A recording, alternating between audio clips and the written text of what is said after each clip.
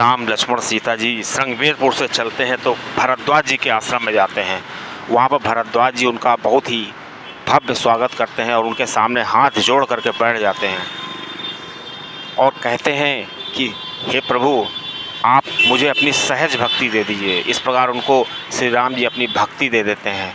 सहज भक्ति का मतलब है वो भक्ति जो हमें करनी न पड़े, अपने आप हो जाए। मतलब उनके रोम रोम में श्री राम जी की भक्ति हो जाए और उनका जीवन भी सफल हो जाए और उनको पता भी न चले कि मेरी भक्ति चल रही है। क्योंकि जब हम कोई काम करते हैं तो हमें लगता है हम ये कर रहे हैं तो उसके छूटने का भय रहता है और अहंकार का भी भय रहता है, कहीं हमको अहंकार ना हो जाए। इसीलिए श्री राम जी से सहज भक्ति मांगते हैं। उसके बाद श्री राम जी वाल्मीकि जी के आश्रम में जाते हैं और वाल्मीकि जी ने को दंडवत प्रणाम करते हैं। वाल्मीकि जी भी उनका स्वागत करते हैं और श्री वाल्मीकि जी से श्री राम जी पूछते हैं कि आप मुझे वो स्थान बताइए जहाँ पर हम रह सकें, हमारे लिए रहने का उचित स्थान हो। और कोई ऐसा स्थान आप बताइए जहाँ पर हमारे रहने से किसी मुनि को या किसी लोगों को कोई दिक्कत ना हो। तो श्री वाल्मीकि जी भाव विभोर हो जाते हैं और श्री राम जी से कहते हैं कि हे प्रभु, मैं आपको स्थान तो बता दूंगा कि आप कहाँ रहें, लेकिन आप हमको ये बता दीजिए कि दुनिया में ऐसी कौन सी ब्रह्मांड में जगह है जहाँ पर आप नहीं हैं। आप जहाँ पर न रहते हों वो आप हमें बताइए, तब हम आपको बताएंगे। तो उसके बाद श्री जो वाल्मीकि जी हैं श्री राम जी को 14 स्थान बताते हैं कि आप यहाँ यहाँ रह सकते हैं।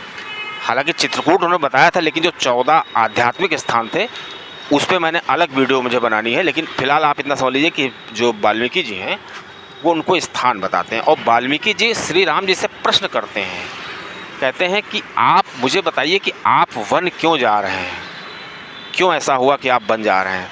तो श्री राम जी का यहाँ पे सकारात्मक दृष्टिकोण देखिए। और कोई होता तो बताता कैकेयी माँ ने मुझे वरदान दिया है और वो कहा है सिर्फ मेरे पिता ने कि आप वन जाइए। क्योंकि दशरथ जी ने एक बार भी श्री राम जी से ये नहीं कहा था कि तुम वन जाओ।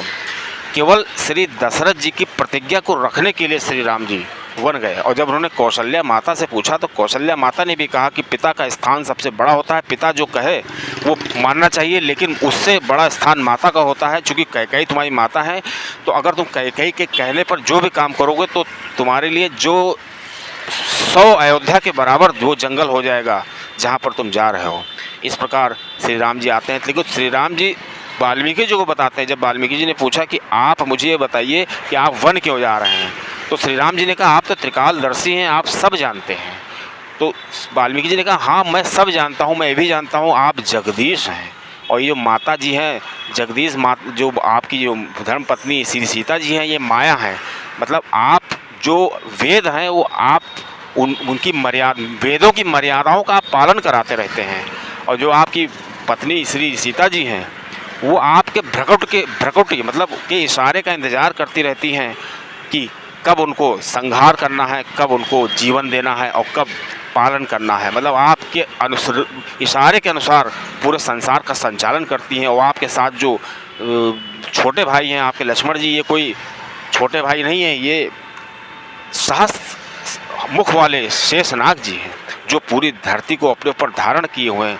फिर भी मैं जानना चाहता हूँ कि आप वन क्यों जा रहे हैं। तब श्री राम जी कहते हैं कि आज कैकेयी माता ने हमको धन्य कर दिया, मेरे पिताजी को धन्य कर दिया, मेरे भाई को, सभी को धन्य कर दिया और सभी का मतलब समझ लीजिए कि जीवन संवर गया। तो श्री वाल्मीकि जी पूछते हैं ऐसा क्यों आप कह रहे हैं। तो श्री राम जी कहते हैं देखिए, पिताजी की जो मैं वन चलाया तो पिताजी का जो प्रतिज्ञा थी वो पूरी हो गई। ये मेरे लिए बहुत गर्व की बात है। इस प्रकार पिताजी धन्य हो गए। और रही बात मेरे भाई की, तो मेरे भाई छोटे भाई भरत जी हैं और भरत जी को हमारे सामने श्री दशरथ जी ने राज्य दे करके या उनको युवराज बनाने का जो संकल्प लिया है, उससे क्या हुआ कि हमारी कैकेयी माता की जो बात थी वो रह गई और कैकेयी माता इससे धन्य हो गई। मतलब उनकी बात रह गई, ये हमारे लिए बहुत गर्व की बात, ये सब मेरे लिए हुआ। और तो श्री वाल्मीकि जी ने पूछा कि आप ये सब हुआ तो आप वन क्यों जा रहे हैं। तो श्री राम जी उनसे कहते हैं कि मैं वन इसलिए जा रहा हूँ कि मेरा वन में इंतज़ार हो रहा है, बहुत से लोग मेरा वन में इंतज़ार कर रहे हैं। जैसे कि जब वन जाऊंगा तभी आपके दर्शन हुए, तभी मुझे भरद्वाज जी के दर्शन हुए, और तभी जो जीव जंतु हैं जंगल के उनको मेरे दर्शन हुए। कोल भील जो सदियों से मेरा इंतज़ार कर रहे हैं, कोल भील को मेरे दर्शन हुए, और साथ में सरभंग ऋषि और श्री शबरी माता इतने सालों से प्रतिज्ञा कर रही हैं। मैं उनकी प्रतीक्षा को ख़त्म करने आया हूँ। ये सब मेरे कार्य हैं, और ये जब मैं कार्य पूरा कर लूँगा तब मुझे लगेगा कि मेरा भी धन्य हो गया है जीवन। और श्री राम जी ये भी कहते हैं कि कैकेयी माता ने मुझे जन्म नहीं दिया है, लेकिन मेरी जननी है, क्योंकि मर्यादा पुरुषोत्तम राम बनाने में उनका महत्व